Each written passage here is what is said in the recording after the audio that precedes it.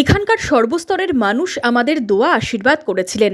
সাধারণ মানুষ আমাদের সাথে আছে, তবে সংগঠনের অভাবে আমাদের প্রত্যাশিত ফল হচ্ছে না।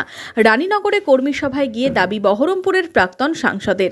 বুধবার রানীনগর 2 নম্বর ব্লক কংগ্রেসের পক্ষ থেকে রামনগর ডিএন ক্লাব ময়দানে সভায় বক্তব্য রাখতে গিয়ে রানীনগরের মানুষকে কৃতজ্ঞতা জানানোর পাশাপাশি বিজেপি ও তৃণমূলকে নিশানা করলেন অধীর চৌধুরী।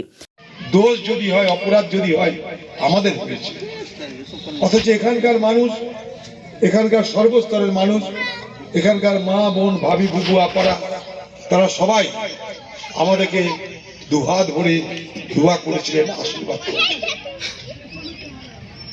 অর্থাৎ সাধারণ মানুষ আমাদের সঙ্গে আছে। এটা শুধু রানীনগরে নয়, মুর্শিদাবাদ জেলার কোনায় কোনায় তা প্রমাণিত।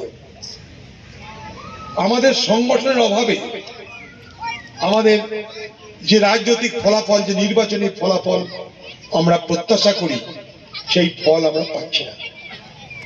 কারণ আমরা যাই করি না কেন, সংগঠন নির্বাচনী ফলাফল পক্ষে বিপক্ষে আনার ক্ষেত্রে সবথেকে বড় ভূমিকা পালন করে।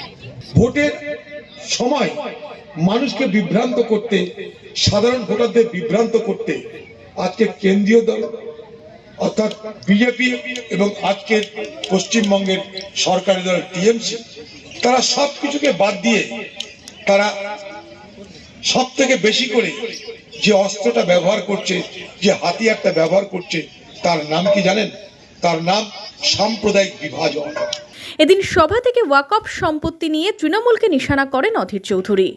তৃণমূল নেতাদের বলবো, অধীর চৌধুরীকে বিজেপি বানানোর আগে একবার এ পশ্চিমবঙ্গের মুখ্যমন্ত্রী কতটা মুসলমান দরদি সেটা একটু বোঝার চেষ্টা করুন। 1,48,000 ওয়াকফ সম্পত্তি হিসাব বাংলার মানুষকে দেওয়া হোক, কমসে কম কোথায় সে সম্পত্তি সেটা জানান দেওয়া হোক।